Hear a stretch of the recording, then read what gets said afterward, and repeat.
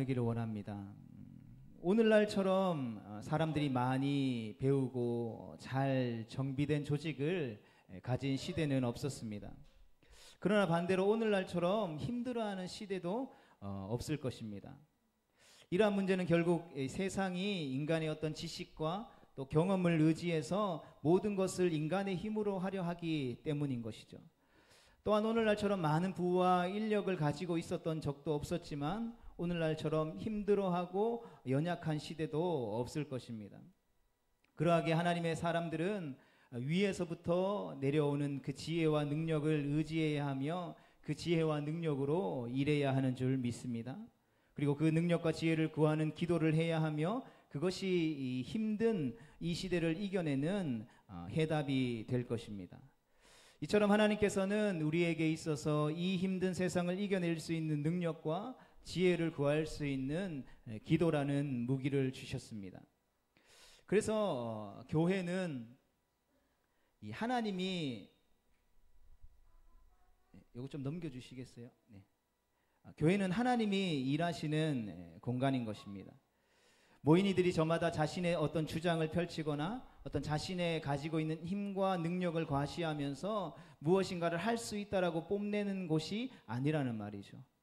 교회는 머리 대신 예수 주님의 그 왕권과 주권을 그 인정하고 주님이 아니면 안 되는 계획들을 하는 것이죠. 세상 사람들도 다 할 수 있는 그러한 일들을 한다면 교회를 교회라고 할 수 없을 것입니다. 그래서 교회는 세상이 할 수 없는, 세상이 감당할 수 없는 하나님의 마음을 가지고 하나님의 일들을 감당하고 또 계획하는 곳이라는 것이죠. 그래서 교회에는 안 되는 것도 없고 또 되는 것도 없는 곳이라고 할 수 있는 것입니다. 그리고 나서 하나님이 일하시게끔 기도하는 곳이 바로 교회라는 것이죠. 그것이 진짜 교회의 모습이며 그리스도인과 교회의 영적인 이 권위라는 것 또한 바로 여기서부터 생겨난다라고 할 수 있습니다. 그래서 우리 인생의 모든 문제는 바로 이 기도가 해답인 것입니다. 아무리 교회 안에서 기도만 한다고 다 되느냐라는 말을 하면서 기도의 힘과 영향력을 축소시키는 시대 가운데 우리가 산다 할지라도 결국 주님의 몸된 교회인 우리는 우리가 가진 어떤 지식과 우리가 가진 경험이 아닌 기도를 통해서 하나님이 일하시도록 주님 앞에 내어 맡겨 드릴 수 있어야 하는 것이죠. 바라기는 우리 모두가 주님이 아니면 안 되는 그러한 하나님의 일들을 꿈꾸고 또 그 꿈을 꾸게 하신 주님 앞에 예배하고 기도함으로 하늘로부터 주어지는 주님의 능력과 지혜로 모든 삶의 문제와 해답들을 발견할 수 있게 되기를 주님의 이름으로 축복합니다. 말씀을 준비하면서 또 이 기도에 대해서 묵상하면서 이 기도가 이 세 번째 우리 말씀을 나누는데 기도가 우리의 어떠한 열심에 근거하지 않는다라는 것을 다시 한 번 더 깨달을 수 있었습니다. 우리의 기도는 하나님의 선하심과 하나님의 사랑에 근거하게 됩니다. 하나님은 우리의 열심에 의해 움직이는 분이 아니라 우리를 향하신 그 하나님의 선하심과 우리를 향하신 하나님의 사랑에 근거한다라는 것이죠. 구약 성경에 보면 이 소돔과 고모라를 위해 중보했던 아브라함과 또 이스라엘 백성들을 위해 중보했던 이 모세의 중보 기도를 통해서 우리가 깨달을 수 있는 사실이 무엇입니까? 그것은 바로 아브라함과 모세가 올려드렸던 끈질기게 기도했던 기도 때문에 하나님께서 그 기도를 응답해 주신 것일까요? 물론 하나님 앞에 간절한 마음으로 구한 기도이지만 그들은 그들의 기도를 듣고 계신 하나님이 어떠한 분이신지를 알고 기도했다라는 것이죠. 하나님이 어떠한 마음으로 소돔과 고모라를 멸하시고 이스라엘 백성들을 징계하시려고 하시는지 아브라함과 모세는 잘 알고 있었다라는 것이죠. 그래서 그들은 감히 하나님의 뜻을 돌이키는 기도를 하나님 앞에 올려드릴 수 있었던 것입니다. 그들은 그 기도를 들으시는 하나님이 사랑이 많으신 분이라는 사실들을 알고 있었습니다. 하나님께서 한 영혼을 천하보다 귀하게 여기시며 구원하셔서 당신의 인자와 자비를 그 영혼에게 베풀기를 원하시는 하나님이시라는 사실을 알았다라는 것이죠. 그들은 그런 하나님을 알았고 그런 하나님 앞에 그 하나님의 마음으로 기도했기 때문에 응답받을 수 있었다라는 것이죠. 그러하게 오늘도 우리를 사랑하시고 인자와 자비를 베풀어 주시는, 우리를 죄악 가운데 구원해 주시고 독생자 예수 그리스도를 아낌없이 내어주시는 그 사랑의 하나님 앞에 다시금 나아갈 수 있는 시간이 될 수 있기를 축복합니다. 나보다 나를 더 잘 아시는 그 하나님 앞에, 내 앞길을 선하심으로 인도하시는 좋으신 하나님 앞에 나아가는 시간들이 될 수 있기를 축복합니다. 오늘 본문에 나오는 느헤미야는 탁월한 리더이고 또 비전가였습니다.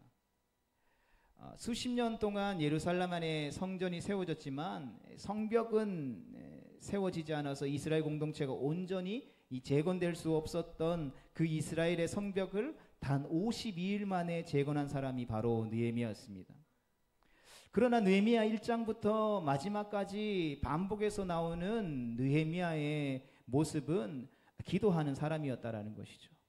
성벽을 52일 만에 뚝딱 하고 재건했으니까 이 느헤미야라는 사람이 탁월한 능력을 가지고 있구나, 행정가였구나, 건축가였구나, 사람을 잘 부리는 어떤 능력을 가지고 있었다라는 사람으로 묘사되어지는 것이 아니라 처음부터 끝까지 느헤미야는 기도하는 모습의 사람으로 그려지고 있다라는 것이죠.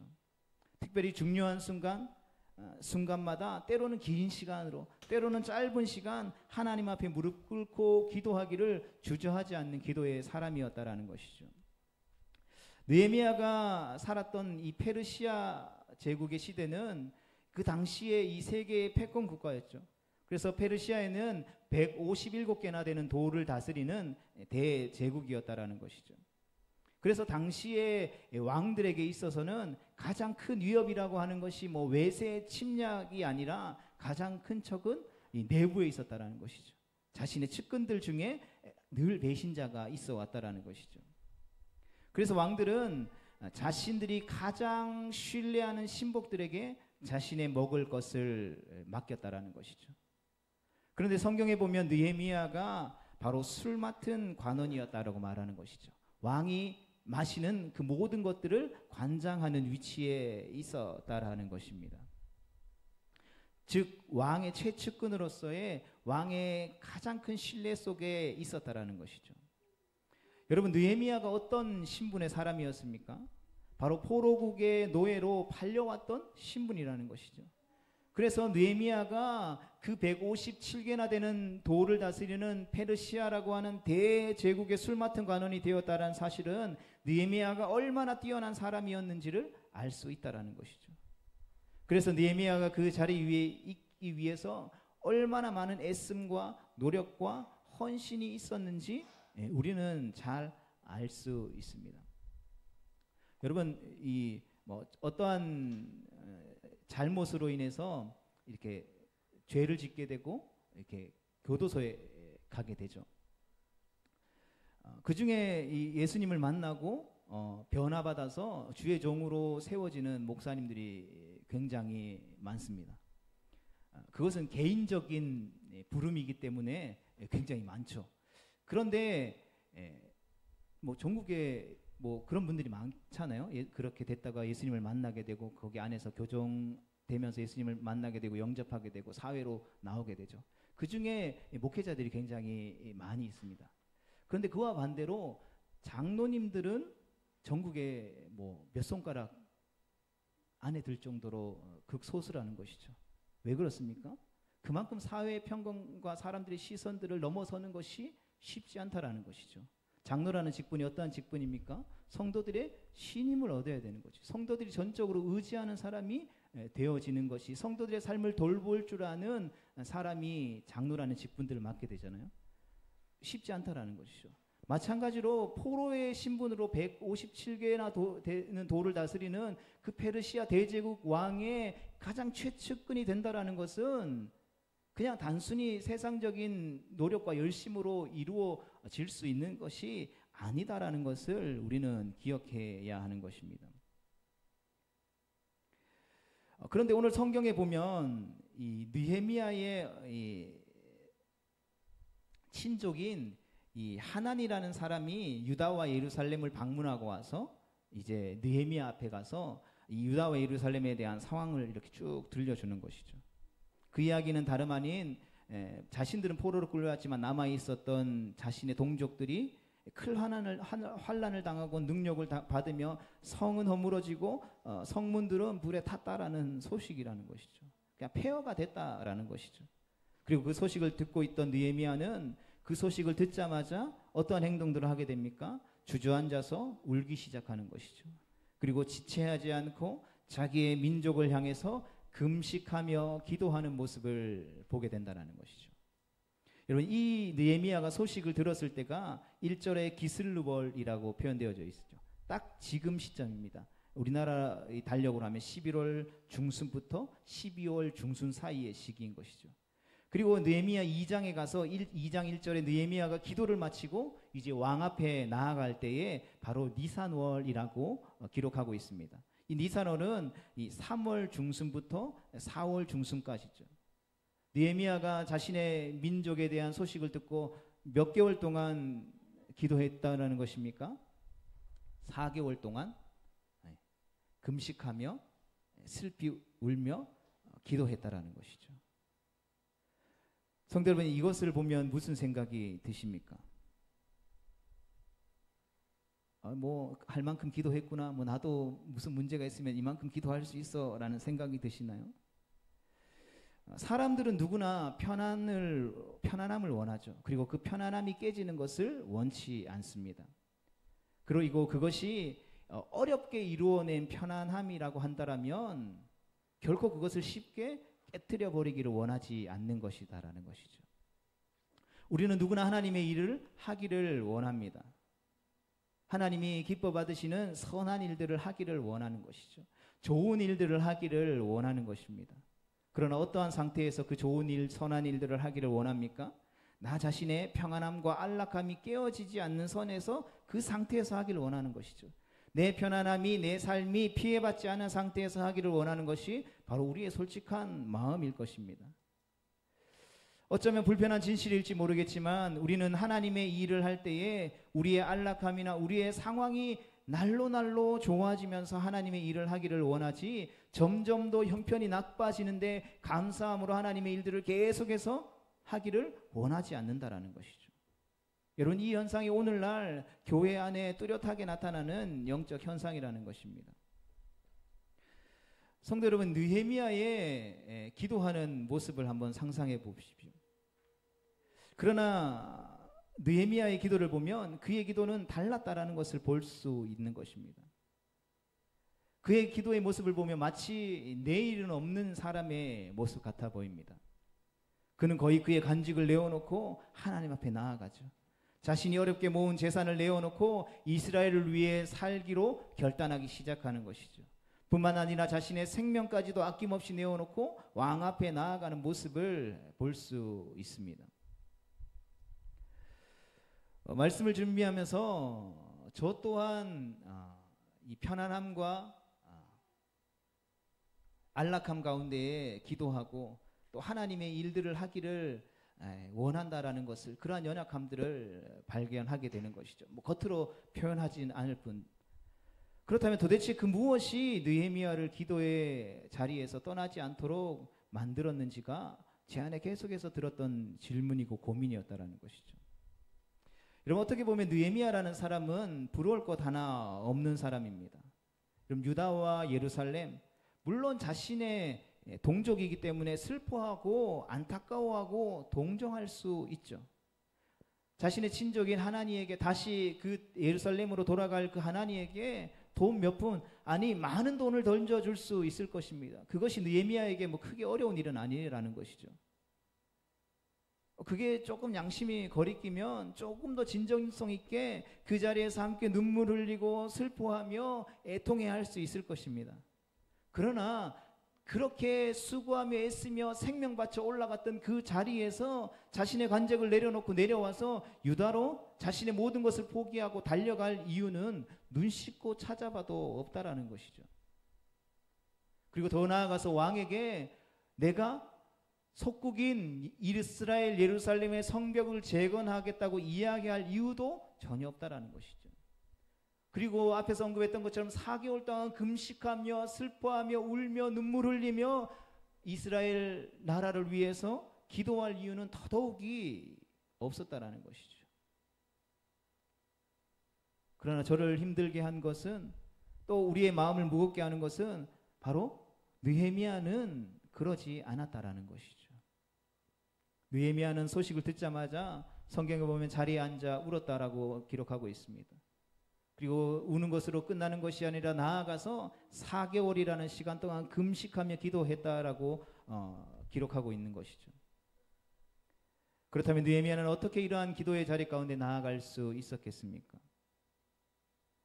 우리가 그 일을 함께 살펴보고 우리의 삶 가운데 안락함과 평안함에 멈춰버린 예배자의 삶과 능력 있는 기도, 그리고 하나님의 나라를 향한 생명 다한 헌신이 우리의 삶 가운데 다시 한 번 더 회복되어질 수 있는 시간들이 될 수 있기를 주님의 이름으로 축복합니다.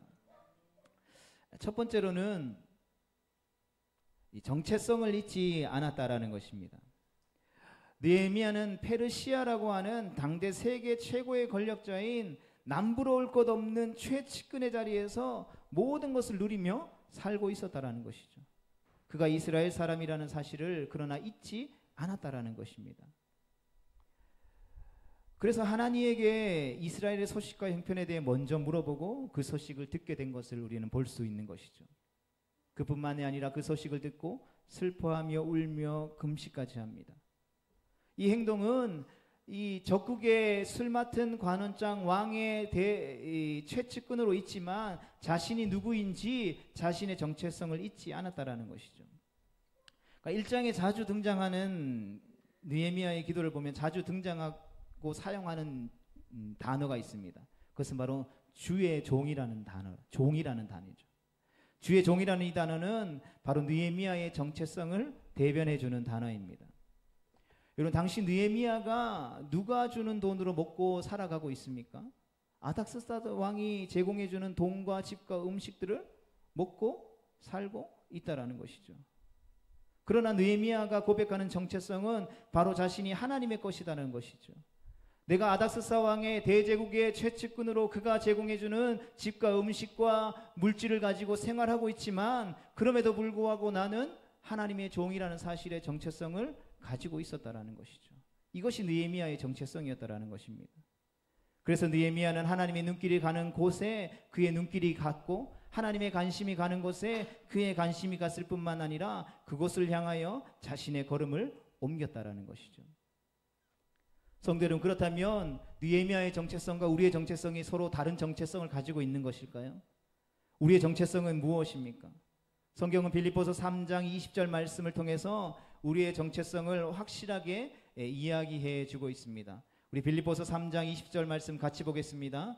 그러나 우리의 시민권은 하늘에 있는지라 거기로부터 구원하는 자 곧 주 예수 그리스도를 기다리노니. 아멘. 우리의 시민권이 어디에 있다라고 말하고 있습니까?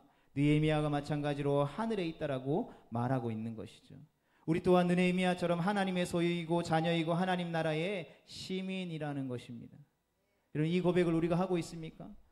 나에게 월급을 주고 나에게 먹을 것을 주고 나에게 살아갈 수 있는 그 공간을 제공해 주는 사람이 우리의 삶의 주인이 아니라 우리 하나님이 바로 우리의 삶의 주인이라는 것입니다. 우리는 이 땅에 영원히 거하지 않는다라는 것입니다. 느헤미야처럼 우리도 우리의 정체성을 확실히 해야 할 것을 말해주고 있다라는 것이죠. 그래서 하나님의 관심이 우리의 관심이 될 수 있기를 축복합니다. 하나님의 시선이 우리의 시선이 될 수 있기를 축복합니다. 하나님이 나아가시는 그 길을 향해 우리가 함께 걸어갈 수 있기를 축복합니다. 왜냐하면 우리의 정체성이 바로 하나님의 소유이며 백성이기 때문입니다. 그러하기에 본문을 통해서 우리가 묵상해 보아야 할 것은 나는 무엇을 위해 존재하고 나는 무엇을 위해 울고 있으며 나는 무엇을 위해 지금 이 시대 가운데 식음을 전폐하고 있는가라는 것이죠. 바라기는 그것이 이 땅에 썩어 없어질 것들이 아니라 하나님의 나라 될 수 있기를 간절히 소망합니다. 두 번째로는 느헤미야는 하나님의 약속을 잊지 않았습니다. 바벨론에게 유다가 멸망했습니다.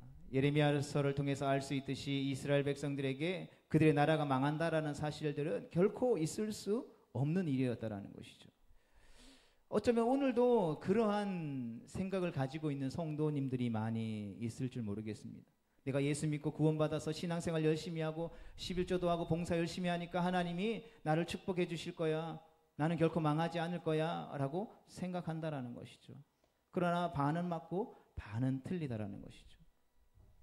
이스라엘 백성들 눈앞에 하나님이 허락하신 성전은 건재했고 하나님이 그들의 아버지가 되시고 자신들은 선민이기 때문에 결코 우리가 어떠한 행동들을 한다 할지라도 망하지 않는다라는 것이 모든 이스라엘 백성들 가운데 깊이 새겨졌던 메시지였다라는 것이죠. 그러나 실상은 어떻습니까? 실상은 그렇지 않다라는 것이죠. 하나님이 두 마음을 푸는, 하나님을 섬긴다라고 말하면서도 우상과 세상을 사랑했던 이스라엘 백성들을 향하여서 그들이 멸망할 것이라고 경고했다라는 것이죠. 이방신과 하나님을 가증히 섬기는 그들의 하나님은 이제 징계하기로 작정하셨다라는 것입니다. 그리고 하나님은 예언하신 말씀대로 예루살렘 성전을 무너뜨리고 그들의 나라를 멸망시켰다라는 것이죠. 그래서 포로 기간 동안에 이스라엘 백성들 가운데에 이 각인되어져야 하는 것이 하나 있었습니다. 그것은 바로 하나님의 말씀을 철저히 지켜야 한다라는 것이죠. 이런 성전이 무너졌습니다. 그들이 하나님께 나아갈 수 있는 길이 막혔다라는 것이죠. 더 이상 양과 소를 잡아서 제사를 지낼 수 없게 된 것이죠. 그래서 바로 바벨론 포로기가 되면서 생겨난 것이 회당이라는 곳이었습니다. 회당에서 그들은 무엇을 했습니까? 그들은 말씀을 가르쳤죠. 왜요? 다시금 이러한 멸망당하는 일이 일어나면 안 되니까. 우리의 다음 세대에게, 자녀들에게 물려주면 안 되니까. 그래서 모세오경과 선지자의 말씀을 회당에서 가르치고 또 가르쳤다라는 것이죠. 여러분, 느헤미야는 바로 이 회당 세대인 것입니다. 그래서 느헤미야의 가슴에는 하나님의 말씀이 기억되어져 있었다라는 것이죠. 오늘 본문 8절과 9절 말씀이 그렇습니다. 우리 같이 말씀 보겠습니다. 옛적에 주께서 주의 종 모세에게 명령하여 이르시되 만일 너희가 범죄하면 내가 너희를 여러 나라 가운데에서 흩을 것이요 만일 내게로 돌아와 내 계명을 지켜 행하면 너희가 쫓긴 자가 하늘 끝에 있을지라도 내가 거기서부터 그들을 모아 내 이름을 두려고 택한 곳에 돌아오게 하리라 하신 말씀을 이제 청하건대 기억하옵소서. 아멘. 무슨 말씀입니까? 이 말씀은 하나님이 느헤미야에게 하신 말씀이 아니라는 것이죠. 느헤미야가 선지자였기 때문에 하나님이 느헤미야에게 오셔서 하나님의 말씀을 전해준 것이 아니라는 것입니다. 이 말씀은 느헤미야의 이전 세대, 그의 부모님의 부모, 그 조상 세대 하나님이 선지자를 통하여서 하신 말씀이죠. 그러나 느헤미야가 오늘 이 말씀을 가지고 하나님 앞에 나아가고 있다는 것입니다. 여러분, 우리가 이것으로 알 수 있는 사실이 무엇입니까? 회당을 통해서 반복적으로 느헤미야가 이 말씀을 들었다라는 것이죠. 성도 여러분, 이처럼 말씀이 있을 때 우리는 기도의 자리로 나아가게 되는 것입니다. 그럼 내가 어려운 일이 일어났다고, 병에 걸렸다고 모두가 다 기도의 자리로 나아갈 수 있고 예배의 자리에 나아갈 수 있는 것이 아니라는 것을 우리는 기억해야 합니다. 여러분, 우리가 어려운 일이 생기면 가장 먼저 무엇을 찾습니까? 세상 가운데 그 어려움을 해결해 줄 수 있고 도와줄 수 있는 세상이나 관계나 어떤 내가 가지고 있는 의지하는 것들을 향해서 나아가는 것이 일반적인 모습이라는 것이죠. 병에 걸리면 어떠합니까? 좋은 병원에 가서 1시간, 2시간 대기하더라도 좋은 의사, 명의라고 사람들에게 칭송받는 그 의사에게 가서 병을 치료받는 것이 말씀 없는 이들의 지극히 자연스러운 모습이라는 것이죠. 그러나 말씀이 있는 자들은 어떠합니까? 예배 자리로 나아가는 것이죠. 기도의 자리로 나아가게 된다라는 것입니다. 느헤미야는 바로 이 말씀을 붙들고 기도하는 자리로 나아갈 수 있게 되었던 것입니다. 성도 여러분, 우리에게는 우리를 예배와 기도의 자리로 나아가게 하는 약속의 말씀이 있습니까? 어떠한 상황 가운데에도 잊지 않고 붙들고 있는 구체적인 하나님의 약속의 말씀이 있습니까? 바라긴 우리에게 이 구체적인 약속의 말씀이 있기를 축복합니다. 그래서 그 약속의 말씀을 놓치지 않고, 하나님 약속하셨잖아요. 하나님 이렇게 약속하셨으니까 이 약속 반드시 이루어주세요, 들어주세요, 응답해주세요 라고 이렇게 구체적으로 붙들 수 있는 말씀이 있기를 간절히 소망합니다. 이를 위해 우리가 말씀을 읽을 수 있기를 축복합니다. 항상 우리의 마음밭을 고르고 지키고 씨를 뿌리고 잡초를 뽑아주면서 밤낮 쉬지 않고 우리의 마음밭을, 영적인 마음밭을 관리할 수 있기를 소망합니다. 그때의 그 말씀이 우리의 삶 가운데에 30배, 60배, 100배의 놀라운 초자연적인 결실을 맺게 될 것입니다. 세 번째로 느헤미야는 이 하나님의 능력을 잊지 않았습니다. 우리 10절 말씀을 같이 보겠습니다. 시작. 이들은 주께서 일찍이 큰 권능과 강한 손으로 구속하신 주의 종들이요 주의 백성이니이다. 아멘. 애굽의 종되었던 이스라엘을 하나님이 큰 권능과 강한 손으로 구속하셨습니다. 느헤미야는 자신의 기도를 들으시는 분이 누구인지 정확히 알고 있었습니다. 그분은 나를 세우기도 하시고 흩으시기도 하시며 높이시기도 하시며 낮추시기도 하시는 분이라는 사실을 알았습니다. 그래서 느헤미야가 이렇게 말하고 있는 것입니다. 11절 말씀에 뭐라고 고백합니까? 오늘 종이 형통하여 이 사람들 앞에서 은혜를 입게 하옵소서. 무슨 말입니까? 본문 이후 2장 1절 말씀에 보면 느헤미야가 이제 4개월간의 금식 기도를 마치고 왕 앞에 나아가게 되죠. 그리고 뭐라고 말합니까? 속국인 유다의 성벽을 재건하겠다라고 하죠. 여러분, 이게 어떻게 가능합니까? 이 제국의 관료가 속국인 나라의 성벽을 재건하겠다라고 이야기하는 이야기가 어떻게 가능하겠냐라는 것이죠. 결국 느헤미야가 이러한 말을 할 수 있었던 것은 그가 신뢰하고 그가 의지하는 것이 자신을 믿음으로 자신을 최측근에 앉혀두고 있는 아닥사스 왕의 넓은 성품이나 그와의 관계가 아니었다라는 것이죠. 자신이 얼마나 왕과 친밀함을 맺고 있고 왕이 자신을 얼마나 신임을 하고 있느냐가 아니었다라는 것이죠. 느헤미야가 신뢰한 것은 바로 하나님의 능력이었다라는 것입니다. 여러분, 하나님의 능력을 신뢰하는 사람만이 기도의 자리 가운데 나아갈 수 있고 설 수 있다라는 것이죠. 여러분, 하나님이 어떠한 분이신지 모르는데 어떻게 기도의 자리 가운데 나아갈 수 있겠습니까? 하나님이 어떠한 분이신지 알고 그분의 능력을 신뢰하며 그분을 의지함으로 예배와 기도의 자리 가운데 나아가서 그분의 강력한 임재를 사모하는 자가 기도 응답의 역사를 경험하게 되는 것입니다. 바라기는 그러한 은혜가 우리의 삶 가운데 가득하고 충만케 되어지기를 축복합니다. 주님의 몸된 교회가 그러한 은혜의 자리가 될 수 있기를, 은혜의 응답의 자리가 될 수 있기를 주님의 이름으로 축복합니다. 성도 여러분, 말씀을 정리하면서 오늘 우리가 이 자리에 나와서 예배하고 있는 이유는 무엇입니까? 우리가 하나님의 말씀을 읽고 삶에서 기도하는 시간을 가지고 삶의 문제들을 주님께 맡겨드리고 그 문제를 해결할 힘과 지혜와 능력을 구하는 이유가 무엇입니까? 아무리 인간적으로 생각해보고 경험해온 경험치에 따르면, 가치에 따르면 지금 이 사람에게 이것을 부탁하고 이 사람에게 이 도움을 구하고 내게 가진 이것으로 이 문제를 해결하는 것이 더 빠르고 합리적이라는 생각이 들매도 불구하고 하나님이 그것을 행하라고 말씀하기 전까지 답답해 보이는, 무기력해 보이는 그 기도의 자리 가운데 계속해서 나아가는 이유가 무엇이냐라는 것입니까? 그것은 바로 하나님이 우리의 예배를 받으시기 때문인 줄 믿습니다. 하나님 우리의 찬양을 들으시기 때문인 줄로 믿습니다. 나아가 하나님의 약속의 말씀을 의지하며 우리의 간구하는 기도를 들으시고 응답하시는 좋으신 하나님이라는 사실들을 우리가 믿고 신뢰하기 때문인 것입니다.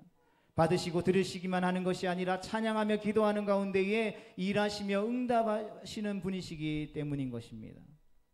세상의 모든 소망이 다 사라진다 할지라도 우리 주님은 우리를 버리지 않으시는 영원히 변함없으신 우리의 참된 소망, 산 소망이 되시기 때문입니다. 바라기는 이 믿음이 오늘 예배하는 우리 가운데 다시 한 번 더 부어지고 다시 한 번 더 회복되어질 수 있기를 축복합니다.